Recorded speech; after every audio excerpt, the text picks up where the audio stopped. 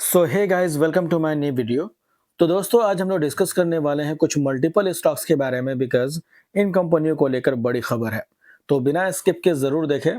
और दोस्तों, अगर आप चैनल में नए हैं तो चैनल को सब्सक्राइब कर दें, बेल आइकन को प्रेस कर दें, ताकि इसी तरीके से इंपॉर्टेंट नोटिफिकेशन सबसे पहले आपको मिलते रहेंगे। चलिए शुरुआत करते हैं पहली कंपनी के साथ, जिसका नाम है दोस्तों टाटा मोटर्स लिमिटेड, जिसके बारे में पहले भी हमने डिस्कस किया है। और अभी दोस्तों कुछ एक्सपर्ट्स की राय है इस कंपनी को लेकर। देखिए, एचएसबीसी ने दोस्तों इस कंपनी का जो टारगेट था उसको यहाँ पे कट किया है और रीजन बताया है aimed fair over JLR business. अब देखिए, टाटा मोटर पीवी का जो बिजनेस दोस्तों मैक्सिमम इनका जो रेवेन्यू जनरेट होता है वो जेएलआर सेगमेंट से ही होता है। और वहां पे दोस्तों फेयर दिखा रहा बिजनेस के अंदर, यानी कि प्रॉब्लम देखने को मिल सकती है। एंड उसी से रिलेटेड यहाँ पे सारी खबरें दी गई है। एंड ये आर्टिकल भी आप चाहे तो नोट कर सकते हैं। इस आर्टिकल के अंदर सारी बातें मेंशन की गई है, आप चाहे तो इसको अच्छे से स्टडी कर सकते हैं। एंड इसी के साथ साथ दोस्तों टाटा मोटर को एक और झटका लगता है वह नजर ये भी आया है कि अब दोस्तों सेंसस के इनको बाहर किया जा रहा और यहाँ पे इंडिगो को जगह दिया जा रहा है यानी कि इंडिगो कंपनी जो है वो टाटा मोटर को रिप्लेस कर रही है। तो ये भी एक बड़ी खबर देखने को मिल रही है और ये भी एक झटके वाली खबर नजर आ रही है टाटा मोटर से रिलेटेड। हालांकि दोस्तों इस बार के नंबर अगर इस कंपनी का देखोगे तो नंबर थोड़े से प्रेशराइज देखने को मिले थे। इसके अलावा बैलेंस शीट के अंदर भी काफी कुछ चेंज हुआ था। जैसे कि आप देखो, इस कंपनी का रिजर्व था मार्च 2025 में 1,15,000 करोड़ का, जो कि सितंबर 2025 में घट के हो गया 1,10,000 करोड़। तो किसी भी कंपनी का जो रिजर्व होता है वो हमेशा अप ट्रेंड मूवमेंट पे ही होना चाहिए, डाउन ट्रेंड नहीं होना चाहिए। इसके अलावा अच्छी बात देखने को ये भी मिली है दोस्तों कि एक टाइम पे टाटा मोटर के अंदर काफी बड़ा कर्ज होता था, यानी कि बोरिंग्स की बात करें तो काफी बड़ा होता था। आपको मैं दिखाऊं एक बार, तो देखिए 1,42,46,000 के आसपास का डेट था इस कंपनी के ऊपर, जो कि दोस्तों अब घट के हो चुका है 67,000 करोड़। हालांकि उससे पहले भी 71,000 करोड़ का था। तो अभी लगातार क्या है, इस कंपनी का डेट रिड्यूस हो रहा, जो कि किसी भी कंपनी का डेट अगर ये डाउन ट्रेंड मूवमेंट पे होता है, यानी कि इस तरीके से अगर होता है तो उसको पॉजिटिव कंसीडर किया जाता है। तो लगातार ये अपने डेट को रिड्यूस कर रही है। अगर इसी तरीके से आने वाले टाइम में भी अगर रिड्यूस करती है तो मे बी फ्यूचर में हमें ये डेट फ्री भी होता हुआ नजर आ सकता है। और जब डेट फ्री होगी तो इससे कंपनी को अच्छा फायदा देखने को मिल सकता है। इसके अलावा दोस्तों नेट कैश फ्लो की बात करते हैं तो मार्च 2025 में अगर देखोगे तो इनका जो नेट कैश फ्लो था वो नेगेटिव में आया था 5,666 करोड़ का। तो भले ही कंपनी प्रॉफिट दिखा रही but net cash flow negative में आ जा रहा। तो अब दोस्तों आने वाले जो 2026 के नंबर रहेंगे नेट कैश फ्लो का, वो किस तरीके से रहेंगे ये देखना काफी ज्यादा इंपॉर्टेंट रहने वाला है। इसके अलावा शेयर होल्डिंग पैटर्न के अंदर भी कुछ चेंजिंग हुई है, जिसमें प्रमोटर्स की होल्डिंग 42.57 था, जो कि आज भी मेंटेन है। एफआईज की होल्डिंग 17.17 से घट के हो गया 17.13%।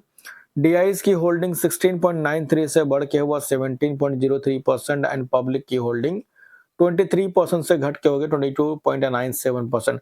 तो बहुत ज्यादा कोई चेंज नहीं है, माइनर सा चेंज हमें देखने को मिला। हालांकि टाटा मोटर्स के जो अपडेट थे आपको कैसा लगा कमेंट करके जरूर बताएं। इसके बाद दोस्तों बात करेंगे भारत इलेक्ट्रॉनिक्स लिमिटेड कंपनी के बारे में, जिसके बारे में हमने कल भी डिस्कस किया था।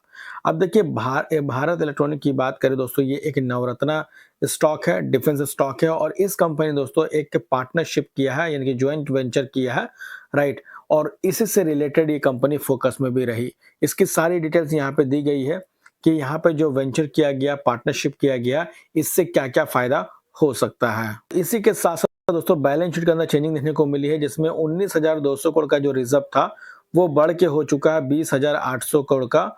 और डेट पहले भी ना के बराबर था, 61 करोड़ का डेट था, वो घट के हो चुका 59 करोड़। तो ऑलमोस्ट ये कंपनी डेट फ्री भी नजर आती है। इसके बाद दोस्तों बात करेंगे एपिस इंडिया लिमिटेड कंपनी के बारे में, जिसके बारे में हमने पहले भी डिस्कस किया है। अब दोस्तों इन्होंने बोनस अनाउंस किया है, जिसका रेशियो है 24:1 का। यानी कि अगर आपके पास एक शेयर होंगे तो बदले में 24 शेयर्स मिलेंगे। जैसा कि यहाँ मेंशन भी किया गया है, buy one share get 25 free stock with 300% return in 1 year. तो पिछले एक साल का परफॉर्मेंस काफी डिसेंट रहा और अभी बोनस अनाउंस किया एक के बदले में 24 शेयर, अगर आप इस कंपनी के शेयर होल्डर है एपिस इंडिया लिमिटेड के। और दोस्तों इन्होंने अपना रिकॉर्ड डेट भी अनाउंस किया। फिक्स डेट देखोगे तो फ्राइडे 5 दिसंबर 2025 का है।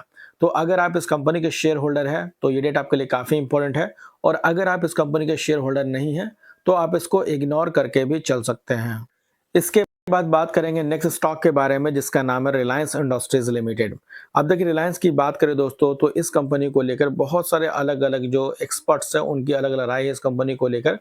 देखिए Reliance industries share price of 1.5% hits a new 52 week high as a JP Morgan turns over bullish on 2026 outlook. 2026 का जो आउटलुक है दोस्तों, उसको लेकर के जेपी मॉर्गन जो है वो बुलिश नजर आ रही है, और यही वजह दोस्तों कि बाजार ने भी इसको पॉजिटिव में लिया है। एंड उसी से रिलेटेड यहाँ पे सारी खबरें दी गई है कि जेपी मॉर्गन रिलायंस इंडस्ट्रीज को लेकर बुलिश क्यों है, इसके पीछे का रीजन क्या है। इन सारी बातों को आप यहाँ पे अच्छे से एनालाइज कर सकते हैं। हालांकि किसी के भी कहने से बाय और सेल करने की जरूरत नहीं है। पैसा आपका है तो स्ट्रेटजी आपकी खुद की होनी चाहिए। वैसे रिलायंस इंडस्ट्रीज की बात करें तो निफ्टी 50 का सबसे बड़ा वेटेज वाली कंपनी है, काफी बड़ी कंपनी है, लार्ज कैप क्वालिटी का स्टॉक है। और अभी आप देखोगे तो रिलायंस इंडस्ट्री दोस्तों अपने बिजनेस को लगातार एक्सपेंड कर रही है, खास करके रेन्यूएबल एनर्जी के अंदर देखोगे तो अपने बिजनेस को बहुत तेजी से इंप्रूव करते हुए नजर आ रही है। हालांकि आपका व्यू क्या है रिलायंस कंपनी को लेकर, कमेंट करके जरूर बताएं। और वीडियो अगर अच्छी लगी तो इसे लाइक जरूर करना, और कल के अपडेट के लिए चाहे तो चैनल को सब्सक्राइब जरूर कर ले, ताकि इसी तरीके से इंपॉर्टेंट नोटिफिकेशन सबसे पहले आपको मिलते रहेंगे। तो मिलते हैं नेक्स्ट वीडियो में, तब तक के लिए बाय बाय।